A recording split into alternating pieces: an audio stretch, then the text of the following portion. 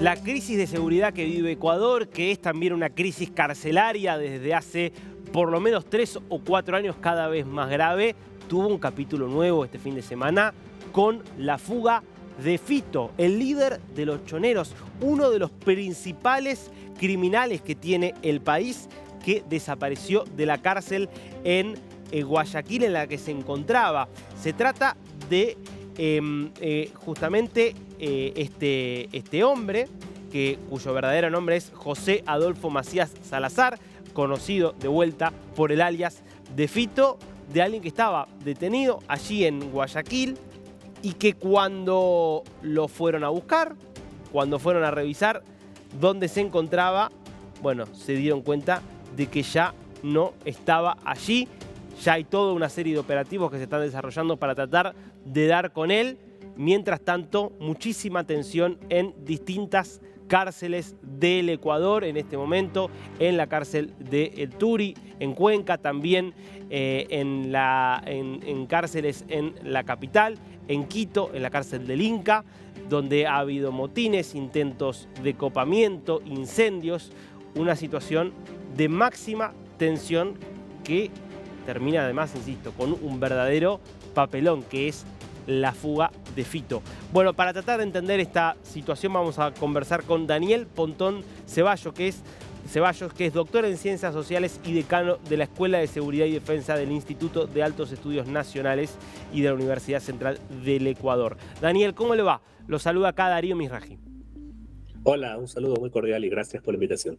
Daniel, en primer lugar, para entender la situación, ¿quién es Fito? ¿Qué crímenes se le están asociados? ¿Por qué estaba preso? Bueno, él es un criminal que se inició temprano, hace más o menos 20 años atrás, en una organización que era menor, local, denominada Los Choneros, y a partir del año 2009, tengo entendido, 2010, no recuerdo bien el año, fue capturado y está preso por delitos distintos, ¿no? Entre ellos asesinatos eh, y tráfico de drogas. Y en el año 2012, 2013, no recuerdo bien, él se fugó de la cárcel y fue aprendido a los pocos días o semanas, volvió a la cárcel y bueno, tiene también un delito de evasión, ¿no? Bueno, desde ahí ha aparecido recluido y bueno, en esta crisis penitenciaria ha tomado bastante notoriedad, sobre todo a partir de la muerte de su jefe, en este caso, que era el famoso Rasquiña, que, y este señor un poco se dice que está al mando de una facción de los choneros que se llama, bueno, las Águilas. Está otorgado el nombre de choneros porque, bueno, por su tradición. Y claro, se dice que es la facción criminal, una de las principales más poderosas del país. Y claro, en esta crisis penitenciaria ha tomado mucho vuelo porque ha sido muy notoria su, su capacidad de conducción y sobre todo sus afrentas al poder, porque desde la cárcel ha hecho muchas cosas que son eh, inauditas, ¿no? Por ejemplo, videos, hay un video, un narcovideo, había hecho fiestas bastante estrambóticas, se la ha detectado con los amantes, bueno, ingresado armas, una serie de cosas, ha propuesto el diálogo de paz con el gobierno, ha hecho afrentas al gobierno para cuando alguien ha puesto sus intereses carcelarios en entredicho, revirtió una decisión del gobierno anterior de cuando lo fue trasladado a una cárcel de máxima seguridad que se llama La Roca, por una acción de un juez, una acción de protección. Semanas después fue puesto otra vez a orden de la penitenciaría donde él estaba recluido, que es la regional de Guayaquil. Entonces, claro, es una persona extremadamente popular, gracias a su participación en un ciclo criminal muy, muy violento que vive el país, pero también por la publicidad que se le ha dado en redes sociales y en medios de comunicación, ¿no? Ahora, Daniel, ¿cómo es posible que en medio de la emergencia carcelaria, con todas las medidas que vienen tomando tanto en su momento el gobierno de Lasso, ahora desde que asumió el gobierno de Noboa, que dicen emergencia e intervención y que tratan y dicen que están tomando el control de las cárceles y en el medio de todo eso se les escapa a uno de los criminales que no se les puede escapar?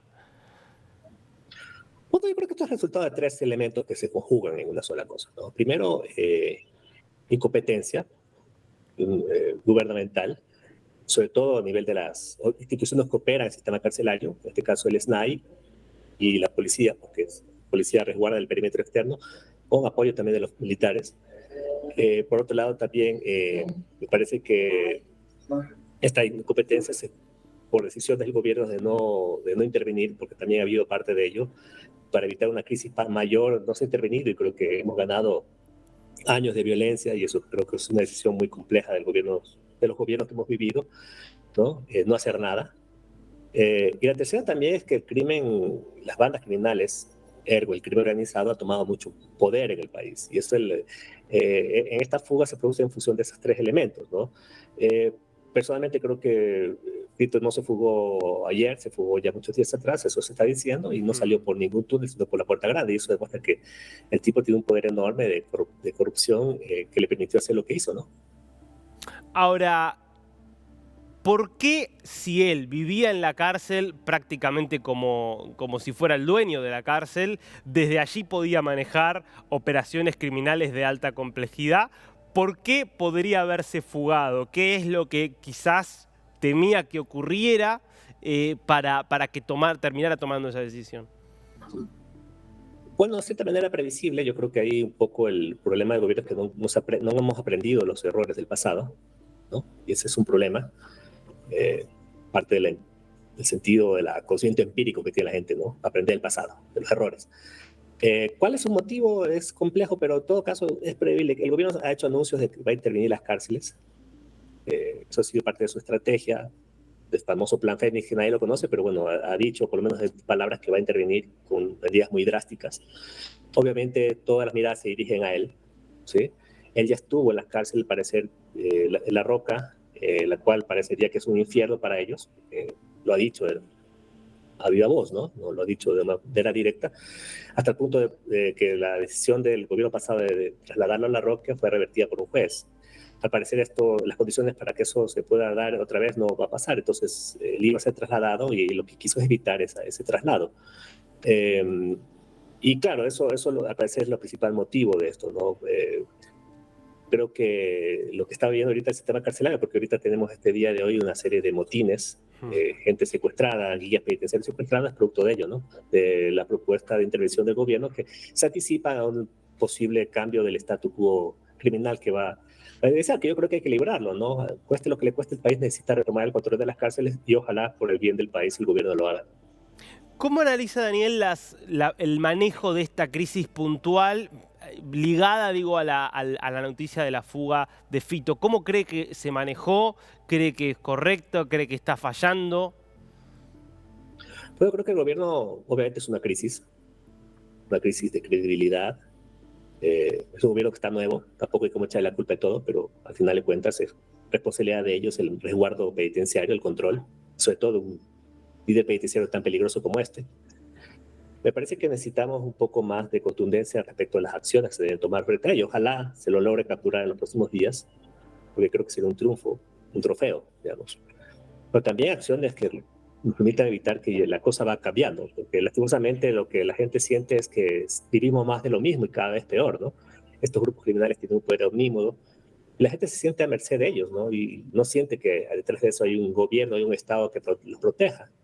Y eso me parece que es muy complejo para la democracia, para la economía, para la sociedad en general, ¿no? Yo creo que esos son los temas que se están jugando ahorita en el país alrededor de este tema. Y yo creo que el gobierno necesita dar golpes de efecto muy duros. Ojalá con la captura de esta persona, pero también con otro tipo de golpes. Yo planteo reformas institucionales muy severas que el presidente no las ha topado. Y eso ojalá también esté en marco el tema de la consulta popular que él ha anunciado, que obviamente pasado a segundo plano, pero yo creo que él debe persistir en esta idea de esta consulta, porque al final de cuentas es un ofrecimiento de campaña y obviamente apunta a cambiar algunas cosas que han estado mal manejadas en el país, ¿no? Me interesa su opinión al respecto. ¿Qué, de todas las reformas que están planteadas en esa consulta popular, hay varias que tienen que ver con la seguridad, también con la modificación del sistema judicial, con más fuerza para el poder, para las Fuerzas Armadas, con cambios en algunas de las penas? ¿Cree que son reformas que por lo menos van en el sentido correcto? ¿Qué está viendo ahí? Bueno, todo está mal. Yo creo que hay mucha bulla respecto de eso, pero el presidente anunció una reforma, una consulta. Sí, se pudo haber logrado esas preguntas que se hacen a través de otro tipo de mecanismos, la vía legislativa, pero él decidió hacer la vía consulta porque la vía legislativa tiene otro tipo de, digamos, de mecanismos, otro tipo de tiempos. Pero, por ejemplo, la reforma respecto a las Fuerzas Armadas creo que es necesaria porque las Fuerzas Armadas, estos grupos criminales tienen armas de fuego muy potentes, son muy avesadas, y el papel de Fuerzas Armadas en este caso es clave. El pasa es que el marco jurídico del país se está reformando, sobre todo la actuación de Fuerzas Armadas no está muy clara, ellos necesitan un respaldo, yo creo que eso está en juego ahorita, por un lado. Por otro lado, el tema del endurecimiento de penas, que por más que no solucione el problema de inmediatamente, pero sí es una fuerza simbólica que le dice al gobierno y a través de un mandato popular que por allá va el endurecimiento de la política. Lastimosamente este país, el Ecuador, no es que me guste, pero necesita política de mano dura. No es que yo sea proclive la mano dura, pero estamos hablando de crímenes muy pesados, muy complejos. Necesita una nueva forma de visualizar el problema del crimen, necesita medidas muy extremas. Eh, Está el tema, por ejemplo, de la extinción de dominio, que es una norma que tiene el país que no está clara y necesita ser resuelta. Y el tema de la justicia, que es un tema, el gran hueco que ha habido en los últimos años y que no se ha podido intervenir. El presidente necesita tomar un manejo más directo sobre ese tema, porque con una justicia tan disfuncional como la que tiene el país, lastimosamente ese es el problema. Y obviamente el tema carcelario, que si usted no compone ese problema, todo lo que haga será fútil, ¿no? Bien. Daniel, le agradezco muchísimo por este tiempo con News. Gracias. Muchísimas gracias. Hasta luego.